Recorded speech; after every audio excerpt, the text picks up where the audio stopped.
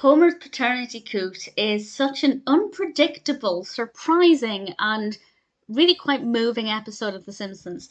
This is the 10th episode of the 17th season, directed by David Silverman and Mike B. Anderson, and interestingly, despite me saying that, this only has 6.6 out of 10 on IMDb across 1.5 thousand reviews and ratings, which for The Simpsons, even this stage of The Simpsons, is really low.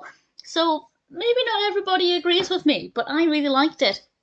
So I'll briefly describe the narrative and then I'm going to get in with some spoilers. So I'll give a spoiler warning in due course. But it starts out with Marge taking a stand against a 75-cent toll. And I feel like that kind of played out a little bit longer than it needed to, but it wasn't too bad. And then they discover a postman who has been trapped in ice for 40 years.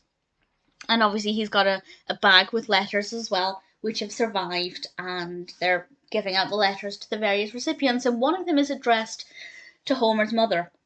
But obviously, since she's not around, the Simpsons decide to open it, and it's a letter from her secret lover. And this lover says that he thinks the baby she's carrying, Homer, is his. And Homer decides to try and track down this individual, and I will say it's pretty far-fetched how he manages to do it. You really need to suspend disbelief. And he finds out that this person is, well, he has money. He has a boat. He's basically the opposite of Abe Simpson. But who is the real father? So there will be spoilers from now. I'm going to have to discuss various things, so there are quite a few spoilers in this from now going forward. And well, I will say one thing, the creepy laugh montage was so bizarre. It was very sinister, but I rather liked it. But I really like the character of this potential other father, Mason Fairbanks, voiced by Michael York. I think he was an interesting enough character, and the way Homer interacted with him was quite fascinating. The whole underwater thing, again, you need to kind of suspend disbelief, because I feel like Homer wouldn't be able to operate one of those things, underwater pods.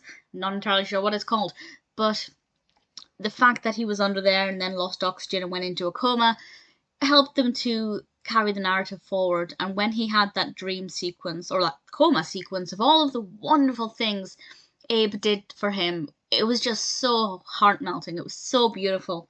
And the fact that Fairbanks had been revealed as his true father just completely threw me. I was not expecting it. Such an unpredictable episode. And then we get to see Homer, remembering all of the wonderful things Abe's done.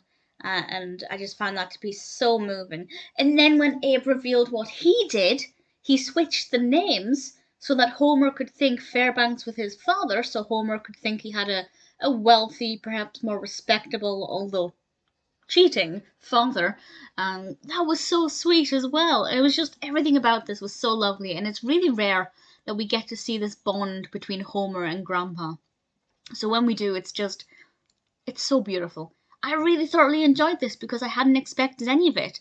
Nothing worked out the way I thought it would, and it's very well animated. The underwater scenes are beautifully done, really gorgeous to look at, and the whole coma thing took me by surprise, and just everything about this is beautiful. It's a really well-written, well-developed narrative, and I had a lot of fun with it, so I'm genuinely surprised it's got quite a low rating on IMDb.